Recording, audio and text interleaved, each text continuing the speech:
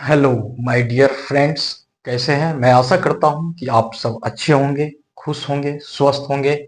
आज फिर आपका अपना यूट्यूब चैनल उड़ान कंपटीशन एकेडमी में आपका स्वागत है। आज हम क्लॉक चैप्टर लेकर के आए हैं। इसमें कुछ पॉइंटेड क्वेश्चन है जो आपको परीक्षा में इससे संबंधित प्रश्न को पूछा जाता है, जो आप इसको भली भांति बना सकते हैं, आराम से बना सकते हैं, कहीं से कोई डाउट नहीं। तो कहता है कि 10 बजकर 15 मिनट में कितना डिग्री का कोण बनेगा।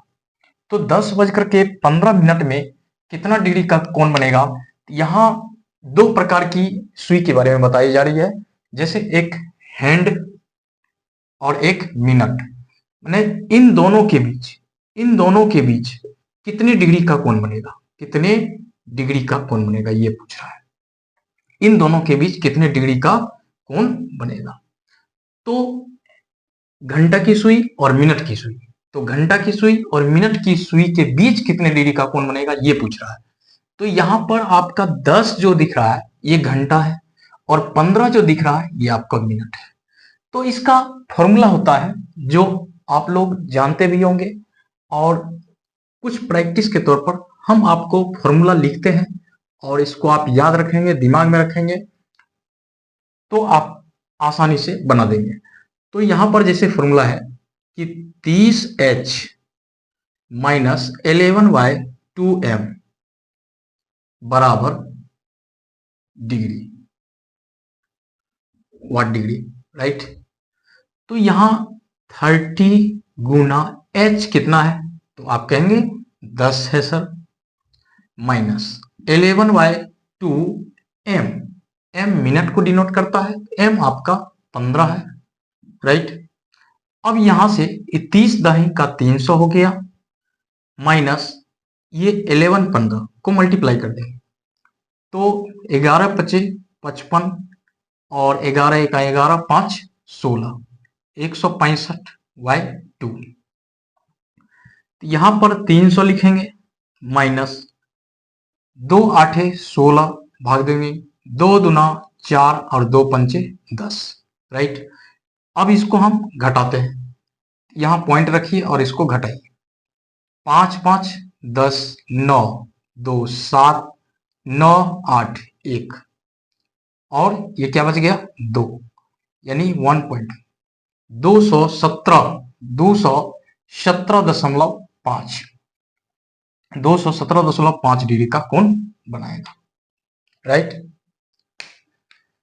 अब 217.5 डिग्री का कोण बनेगा, तो इसमें इस तरह से इसको आप ये फॉर्मूला को यूज करके आसानी से इसका सॉल्यूशन कर सकेंगे, राइट। इसको आप नोट कर लीजिए, 30H minus 11/2m is equal to what degree. तो यहां पर 30H, H क्या है आपका, आवर को दर्शा रहा है, M क्या दर्शा रहा है, तो मिनट को दर्शा रहा है। अब यहां पर ये दोनों को पुट कीजिए वैल्यू को, और इसको हल कीजिए, आप आसानी से इसका आंसर निकाल पाएंगे। आपका है 3 बजकर 20 मिनट में घंटा और मिनट के बीच कितने अंश का कोण बनेगा। तो 3 बजकर 20 मिनट हमने बताया है कि फॉर्मूला क्या बताया है, तो 30H माइनस 11/2m बराबर कितना डिग्री, राइट। इसको हमने बताया है, और इसको शायद आप नोट भी किए हुए हैं। 3 बजकर 20 मिनट, यहां डायरेक्ट हम आएंगे कि 30H माइनस 11/2m, राइट। तो 30 गुना H कितना, तो 3 है, माइनस 11/2m कितना 20 है। ये H को हम दर्शा रहा है, ये मिनट को दर्शा रहा है, तो ये मिनट कितना है 20, राइट। और इसको इसे काट दीजिए, 30 दिया कितना 90, और 11 दाई 110, घटाइए, घटाने के बाद कितना हो जाता है 20 डिग्री, यानी कि 20 डिग्री का कोण बनेगा। अब माइनस आ रहा है, माइनस प्लस से हमको मतलब नहीं है, सीधा 20 डिग्री आएगा, ठीक है। फिर नेक्स्ट, अब आ जाइए अगला, 9 बज के 30 मिनट में घंटा और मिनट के बीच कितने डिग्री का कोण बनेगा। तो वही बात करना है। 30 h का मान कितना 9 माइनस 11/2 गुना m कितना 30, 15 दुना 30 काटिए, 30 90 270 माइनस 15 एकम 15, 15 एका 15 एक 16 165 घटा दें। जीरो में से 5 गया 5, ये बच गया 6, 6 में से 6 गया 0 और 2 में से 1 गया 1, राइट। तो ये आपका डिग्री हो जाएगा और यहाँ भी आपका डिग्री है, तो ये आंसर हो जाएगा और आपका ये आंसर हो जाएगा, राइट।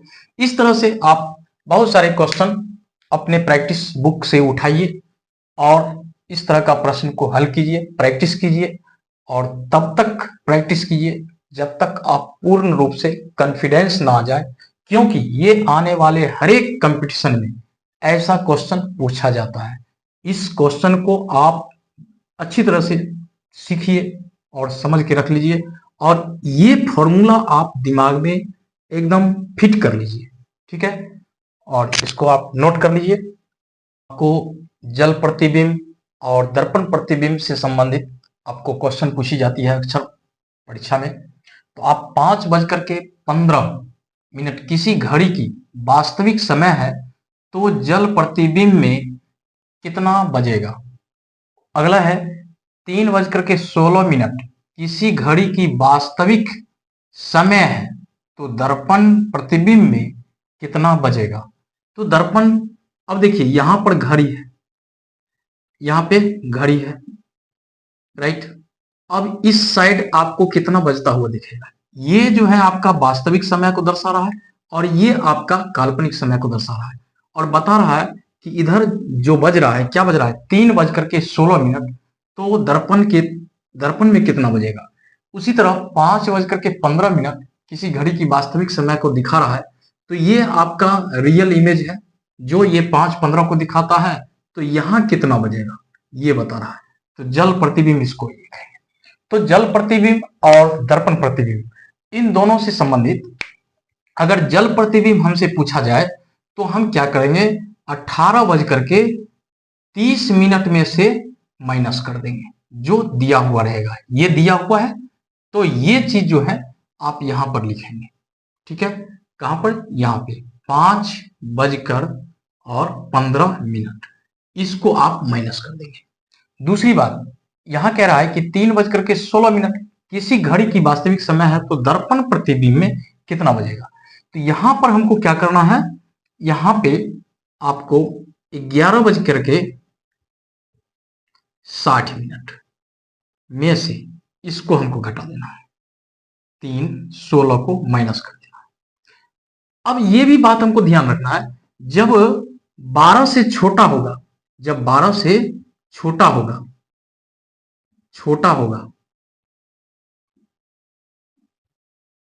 होगा तो 11:60 से घटाएंगे, 11:60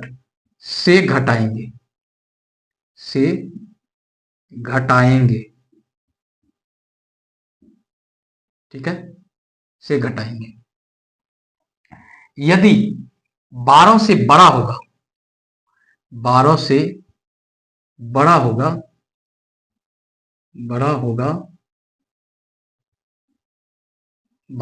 होगा तब क्या करेंगे, 12 से अगर बड़ा होगा तो हम 23:60 से घटाएंगे,